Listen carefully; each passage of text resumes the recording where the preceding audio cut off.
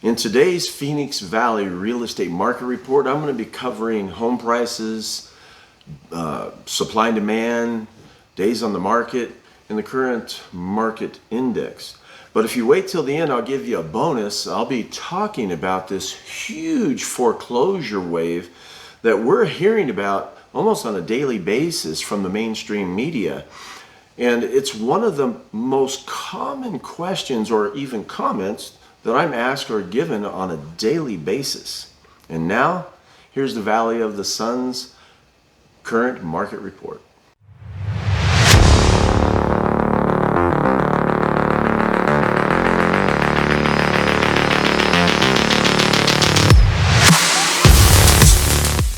To stay up to date on all things real estate, before you do anything else, subscribe to my channel. I regularly put out content that'll help you stay current and informed on the Valley of the Sun's real estate market and all things real estate. So let's start today's report with home prices. Now, one thing I want to talk about home price is it's quite, not just our everyday social interaction. Home price and home value are just intermingled, they're interchanged, but they're not the same thing. A listing price, a home that's listed's price, is not necessarily the market value of a home. And we're talking about, I want to wait and sit on the fence until, home prices come down. Well, what they're actually saying is they're hoping home values come down. Home prices move up and down, and that in the long run will affect the market value. But what market value is if you want to know what your home's worth, you'll get a CMA, which is a market analysis. It gives you what the current market value of your home is. A lot of that is subjective, but it's based on fact. So let's say a home's market value is $500,000, and a homeowner, they need to move to Iowa or Ohio or wherever right away, and they want to sell their home quickly. So they're going to list the price of their home lower than the market value to hopefully generate some action, a fire sale, and get people to come more in a larger amount and view their home and sell their home sooner, have shorter days on the market. Another person, same home, they might feel that the colors that they've painted their home, maybe the colors of their carpet or tile or whatever, or even the variety of plants that they've planted in the yard, they love it. They are very emotionally attached to their home. So because it's theirs, they feel that, my home's better than everybody else's. Or they just simply want to make more profit off of their home, so they will list their home above the market value. And we're seeing that a lot in the last year or so. And the problem is nowadays people are still doing that, even though the market has changed quite drastically. So I just want to tell you a little bit of a difference there between price, home price, and market value. There's a big difference, okay? Whatever the market can bear, right? So with that being said, as you can see from this slide, the housing market forecast for the rest of 2022 is that nationally the home values will be going up another 10.3%. And as you can see, Fannie Mae is actually predicting 16% increase, Freddie Mac 12%, the NAR, which is National Association of Realtors, 11.5, etc. The average is 10.3% overall increase. Now, how does that relate here to the Valley? Well, about as much as a grain of salt, right? Because here in the Valley, there's different cities, different neighborhoods, and even different blocks in some places. The home values are a little bit different, or a little bit less, or a little bit more, depending where you are and what the price range is, etc. On an average healthy year, home values go up about 4 to 6%. So that'll give you a little feel of what's going on. Things are a little bit weird right now on that, but this overall tells us that pretty much on a national basis, we're expecting that have a little more than normal's increase on property values. So let's bring in price reductions. People sometimes are a little slow to change. So those of you that's had your finger on the pulse of the market has seen that there has been a huge change. We went from this market frenzy with massive demand and low supply, and now demand has dwindled, supply is increasing. So people that are asking, shooting for the moon, still with their prices, they're slowly starting to catch up to what today's current market is. And we've had a 23% drop of home listing prices in the overall market recently, and the average, the median is about $13,000. The lower the home value, the less that is. The higher the home value, the more it is. But the overall is $13,000 in a reduction of the listing price. That does not mean that home values are dropping, drastically. It means that people that have either overlisted, or they're trying to sell their homes faster because they need to move for whatever reason, they're reducing their listing prices on an average of $13,000. And that's about a quarter of the market is doing that. So going on to supply and demand, seen from this chart, you can see that listings are up 128%. But the under contract is down 28%.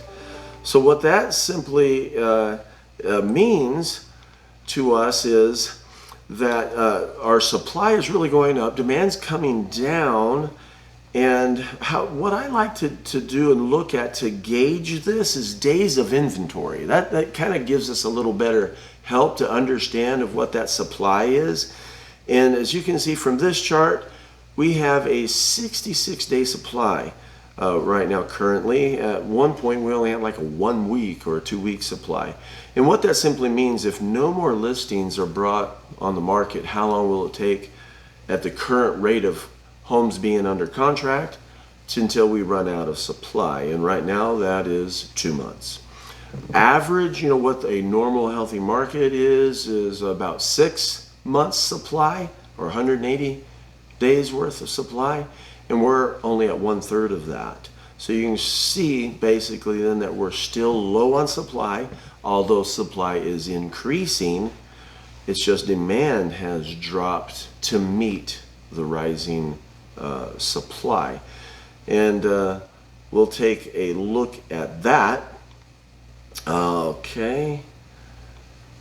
With days on the market, I like to use that as kind of a demand indicator. So I kind of like to use that days of inventory as the supply indicator, and then days on the market.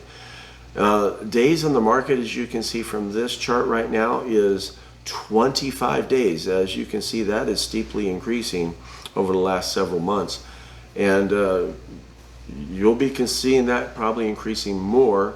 And so what that simply means is that a few months ago, you could take your home, put it on the market, and you're going to have, 15, 20 viewings over a weekend or even a day, and you'll have contracts that you can choose through, about 10 of them, by Monday, right? So 3 days sold. Well, now with the demand going down and becoming a buyer's market, you're going to actually have to, as a seller, maybe do a little bit of fresh painting. You might have to clean up and rake or pull some weeds in the backyard. You might need to do a few home repairs. You're going to have to take a little more care into staging and preparing your home to show well, to compete with the other homes on the market for the limited amount of buyers looking at homes. That's all that means. It's a change of the market. We change all the time, about every 18 months, there's a new change, a new kind of market, buyer, seller, whatever. But this has become a more of a buyer's market. There's more competition in sellers against sellers, other homes, and there's less competition for buyers, so buyers have more of a choice. So we're going to have to now cater to those buyers and try to entice them. So those days on the market are going up. And let's take now a overall look of the market index. I am a subscriber of the Cromford Report. Love that. A lot of these graphs are Cromford Report graphs that I'm allowed to use as a subscriber of the Cromford Report. And we love the CMI, or the Cromford Market Index. It gives us kind of an overall of supply and demand, which we've just been talking about. And what normal on these graphs are, as you can see in that yellow, right in the middle is 100. 10% above, 10% below is within a normal range. So anything above or below that is less, we'll call less than normal, right? So as you can see, the demand index is now dropped into the red. We'll just round that 79.5 to 80. So we're 20 points below normal on demand, so we have a lesser demand.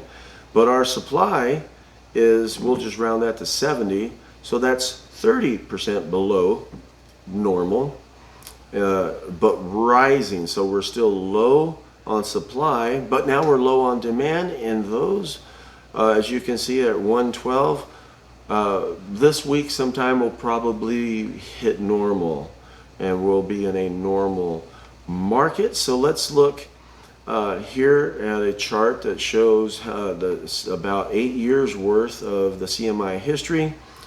And as you can see, that huge sloping down in 2022, we are plateauing out right there at a balanced market with one other year, and that was 2014. And all the other years, you can see there was a higher demand and low supply. That was a seller's market, and we are dropping into a balanced market.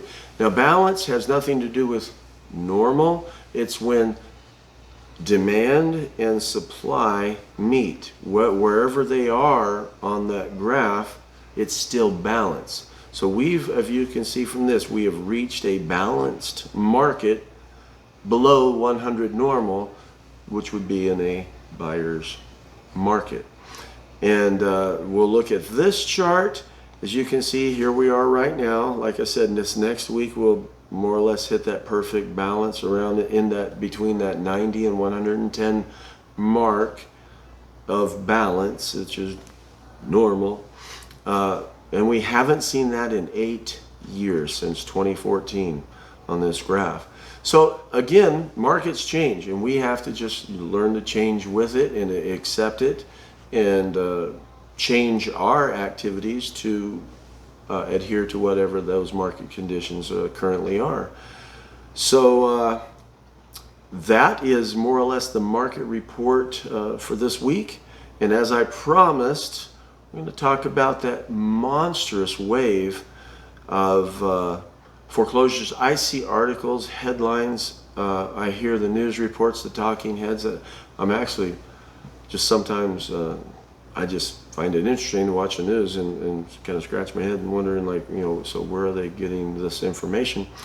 So let's take a look at this huge wave of foreclosures. And here's the chart.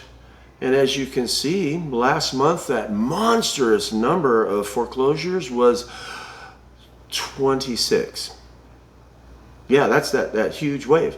And as you look at this graph going back all the way to 2002 for the last 20 years, yeah, you can see that wave and what that real bubble was back in 07 to 2013 was these foreclosures. So you can see that highest point was over 5,000 foreclosures in a month. That's a wave. You can see now, see that big, woo, that's a wave. Now, if you look down here where we are today, and all this news is saying we're in a foreclosure wave, there's all these foreclosures, a stampede of foreclosures. I don't even see a trickle. Sorry, it's not it barely shows up on this graph. Again, I would love you guys watching this to share this information with your friends. Again, this is the most common thing that I hear about is the big bubble and crash that we're in, and there's all these foreclosures. I have clients calling me and say, Ed, I would like you to show me some foreclosure homes. I'll say, well, there isn't any. He goes, well, the news is saying there's all these foreclosures. We're in a market bubble. I want to get, why are these homes, when are the home prices going to fall with all this crash and foreclosure? And I keep talking and talking and talking, and I hear other people trying to.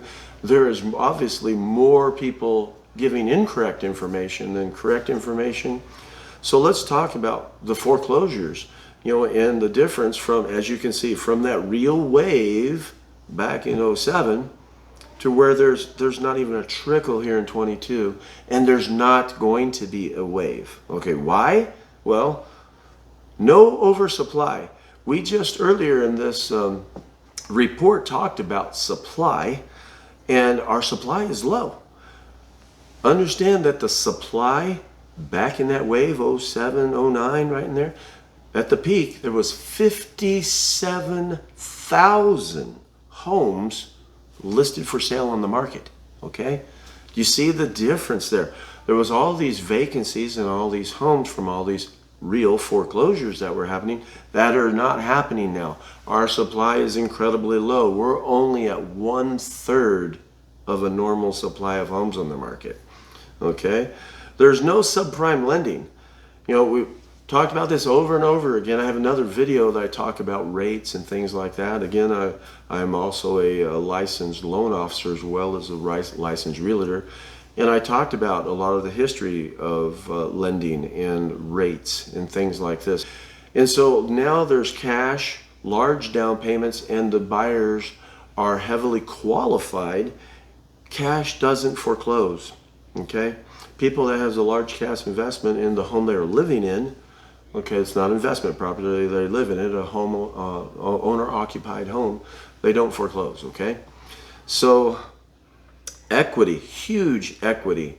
So let's talk about equity. So let's just say that there's a person and they have a $500,000 mortgage on their home, and they have, for whatever reason, people, there's lives that lost a job, a spouse, a loved one, whatever, and they can't make their mortgage payments. Well, guess what they do? They put their home up for sale. They bought it for $300,000, and now the market value is $500,000. They can even fire sale that for $400,000, pay the bank the $300,000 they own, and walk away with $100,000 cash in their pocket. And of course, they'll have to go rent or live with family or whatever. But that's what happens. Take a look at this. This next chart is pre-foreclosure notices. Pre-foreclosure is not foreclosure. Understand that. A foreclosure is when a bank takes possession of a property and you're forced to leave the premises, and then then becomes what's known as an REO, real estate owned by the bank. Pre-foreclosure notice is you're given notice that within 90 days that they are going to then foreclose on your home.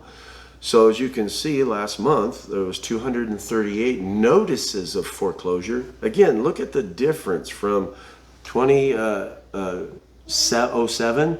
There, 1 month was 10,558 notices of foreclosure.